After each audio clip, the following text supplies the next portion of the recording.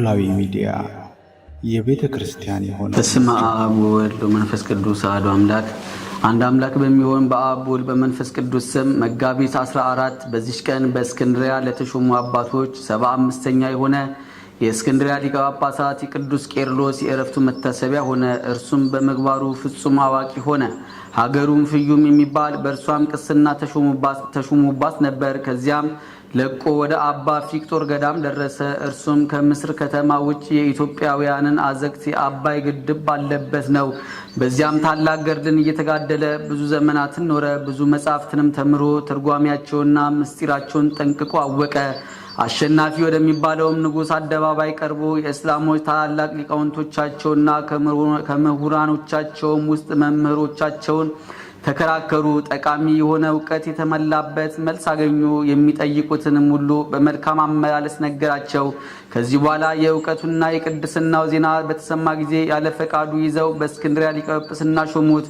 መንጋውንም ጠበቀ። በጸሎትና በቅዳሴ ያገለግሉ ዘንድ ለካህናት ሥርዓትንና መመሪያን ሠራ። ይህም አባት በሊቀ ጵጵስናው 7 ዓመታት ከ9 ወር ከ10 ቀኖች ኖረ። ከቀኑም በ3 ሰዓት አረፈ። በምስክርነት አደባባይም ተቀበረ። በጸሎቱ የምትገኝ በረከት ከኛ ጋር ለዘላለሙ ትኑር አሜን። በዚህችም ዕለት ከአረጋውያን ፍጹማን መነኮሳት ውስጥ አንዱ አባ ባጥል አረፈ። ይህም ቅዱስ አባ ሰው አባ ዮሐኒ የተባለ አበምኔት በመነኮሳት ላይ ነገረ ሰሪን እንደሚቀበል በሰማ ጊዜ በዓቱን ትቶ ወደ እስክንድርያ መጥቶ የሴት አዳሪዎችንና የአመንዝራዎችን ሁሉ ስማቸውን ጻፈ። ከኪራይ ሰራተኞችም ጋር ሲሰራ ይውላል። ደመወዙን በተቀበለ ጊዜ የሽንብራ ቂጣ ገዝቶ ይበላል። የቀረውን ገንዘብ ይዞ ወደ አንዲቱ ሂዶ ይሰጣታል። በዚህች ቀን ካንቺ ጋር አድራለሁ፣ ራስሽን ለኔ አዘጋጂ ይላታል። ከኃጢአትም ሊጠብቃት ከእርሷ ዘንድ ያድራል። ሌሊቱን ሁሉ ተነስቶ ሲጸልይና ሲሰግድ እግዚአብሔርንም ሲለምን ያድራል።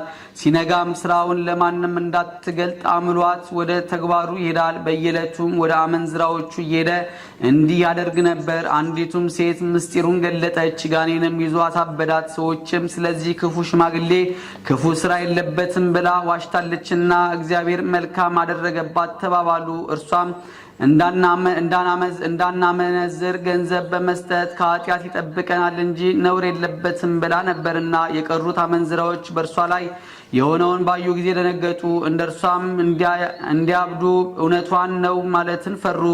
እርሱም ይችን በእገሌ ዕለት ትጠብቀኛለች ይል ጀመር። ሰዎችም ሁሉ ያሙት ጀመር። እርሱም እንደ ሰው ሁሉ ሥጋ የለኝም ወይስ እግዚአብሔር መነኮሳትን ተቆጥቶ በፍትወት ተቃጥለው እንዲሞቱ ትቷቸዋልን አላቸው።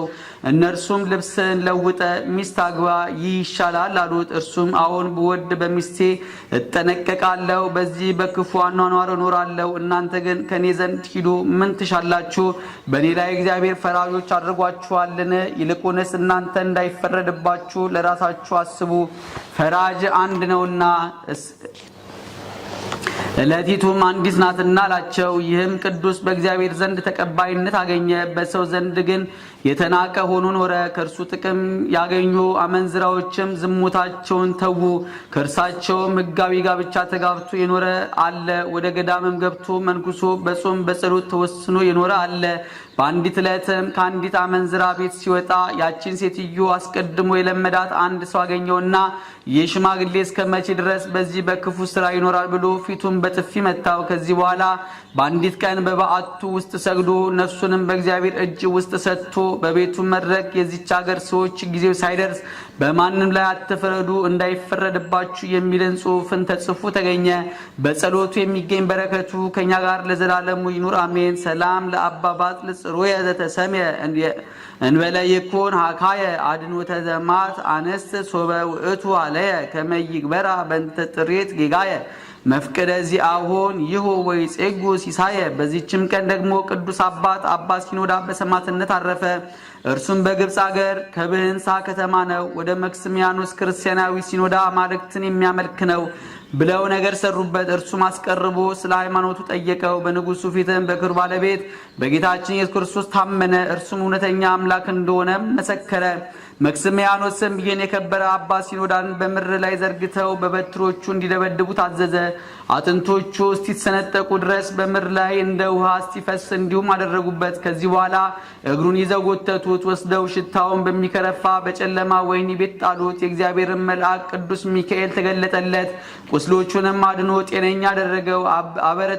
አበረታውም፣ በርታ አትፍራ፣ ስለ መከራም የክብር አክሊል ተዘጋጅቶልሃል። ደግሞም በጽኑ ስቃይ ትሰቃይ ዘንድ አለ። እግዚአብሔር እንዳዘዘኝ እኔም ካንተ ጋር እኖራለሁ አለው። ከዚያም ከእርሱ ተሰወረ። በነጋ ጊዜም የነገሥታት ትእዛዝ የሚተላለፍ ያንን አመፀኛ ሂዳችሁ እዩት፣ ሙቶም ከሆነ ለውሾች ጣሉት ብሎ መክስሚያኖስ ወታደሮችን አዘዘ። ወደ እርሱም በደረሱ ጊዜ ቆሞ ጸልዮ አግኝተውት ያለምንም ጥፋት ጤነኛ እንደሆነ በስጋ ውስጥም የሕማም ምልክት እንደሌለ እርሱም ከቶ ምንም ስቃይ እንዳላገኘው እንደ ጤነኛና ደስ እንዳለው ሰው ተግቶ እንደሚጸልይ ስለ እርሱ ለንጉሱ ነገሩት። ንጉሱም ወደ እርሱ አስመጣው። ከሕይወቱም የተነሳ አደነቀ። ልብሶቹንም አስወልቆ ያለ ጉዳቱ ጤነኛ እንደሆነ ስጋውን አየ። ደንግጦም ይህ ያየው ስራይ ታላቅ ነው አለ። ከዚያም ዘቅዝቀው ሰቅለው ከበታቹ እሳትን እንዲያነዱ አዘዘ። ይህንም አደረጉበት። ደግሞ በመንኮራኩር አሰቃዩት። ባለንጋዎችም አብዝተው ገረፉት፣ ደበደቡትም። ማሰቃየቱንም በሰለቸ ጊዜ ራሱን በሰይፍ ቆርጠው ለውሾች እንዲጥሉት አዘዘ። ውሾች ግን ፈጽሞ አልቀረቡትም። ሌሊትም ሲሆን ምዕመናን መጥተው ስጋውን ወሰዱ። በአዳዲሶች ልብሶችና በጣፋጭ ሽቶዎችም ገነዙት። በሳጥንም አድርገው ቀበሩት። ከስጋውን ብዙዎች አስደናቂዎች ታምራቶች ተደረጉ። በረከቱ ከኛ ጋር ለዘላለሙ ትኑር አሜን። ሰላም ለሲኖዳ ለእግዚአብሔር ሙቁሁ ውስተ ቤተ ሞቅህ ጽዩ ወፍጉ ጼናሁ ወተሰቅለ አዲ ለክርስቶስ በንቲያሁ ለገሪሁ ወቁልቁሊ ተደማሁ እንዘነበሏል ይነድር ታይቴሁ። በዚህችም ቀን ደግሞ የከበሩ አጋኒዮስ፣ አውንድሪዮስ እና ብንድዮስ በሰማዕትነት አረፉ።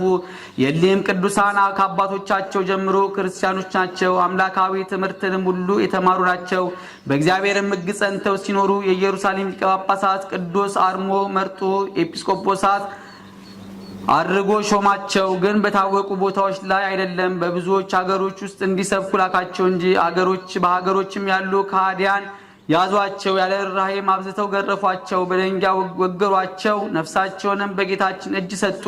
በረከታቸውም ከኛ ጋር ለዘላለሙ ትኑር አሜን። ሰላም ለአጋኒዮስ ወለ አውንደሪዮስ ካይቡ ወለ ብንዲዮስ ሳልሱ ውስተ ውልቆሙ ሐሳቡ በእንተ ዘጽኖ ሎሙ ዘበሰማያት መዝገቦ በአብአን ተወግሮ ወበምር ተስቦ። በዚህችም ቀን ደግሞ ቅዱስ ቶማስ ሐዋርያ 7 ዓመት ያህል የጋኔን ግንኙነት ባስቸገራት በአንዲት ሴት ላይ ታምራትን አደረገ። ሐዋርያ ቶማስንም ባየችው ጊዜ የክርስቶስ ሐዋርያ ሆይ እጅግ ከሚያሰቃየኝ ጠላት አድነኝ ብላ ወደ እርሱ ጮኸች። እርሱም በምን ምክንያት አገኘሽ አላት። እርሷም ከመታጠቢያ ከወሽባ ቤት ስወጣ እንደ ሰው ድው እያደረገ በመታወክ መጣ። ድምጡም ሰላላና ቀጭን ነውና በሴትና በወንድ ስራ ሁሉ ነይ እርስ በርሳችን አንድ እንሁን አለኝ። በተኛውም ጊዜ በሌሊት መጥቶ ከኔ ጋር አንድ ሆነ። ብሸሽም አይተወኝም፣ መጥቶ ያሰቃየኛል እንጂ። እኔንም ከጸሎቴ የተነሳ አጋንንት እንደሚንቀጠቀጡ አውቃለሁና ጸልይልኝ አድነኝም አለችው። ሐዋርያ ቶማስም ሰምቶ ጸለየ። ጋኔኑንም ከሷ እንዲወጣ አዘዘው።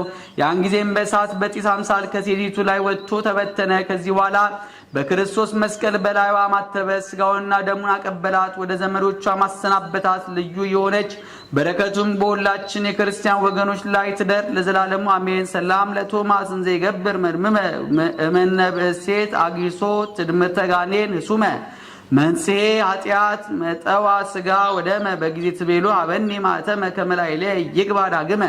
አንድ አምላክ በሚሆን በአብ ወልድ በመንፈስ ቅዱስ ስም መጋቢት 15 በዚህች ቀን የከበረች ተጋዳይ መነኮሳይቱ ሳራ አረፈች። በዚህችም ቀን ዳግመኛ የቅድስት አስጠራንጦኒቃ እጮኛዋ ቅዱስ ሰለፍኮስ በሰማዕትነት አረፈ።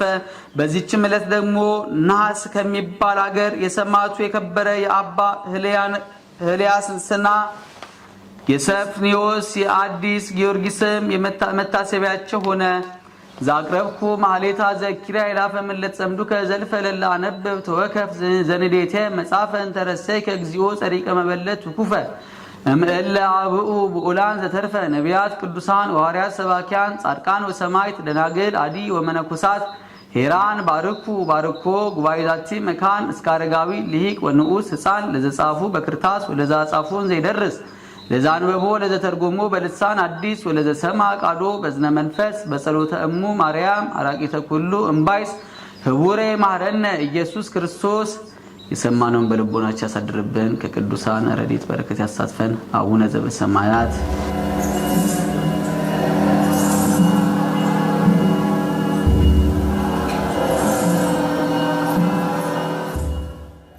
ኖላዊ ሚዲያ የቤተ ክርስቲያን የሆነውን ብቻ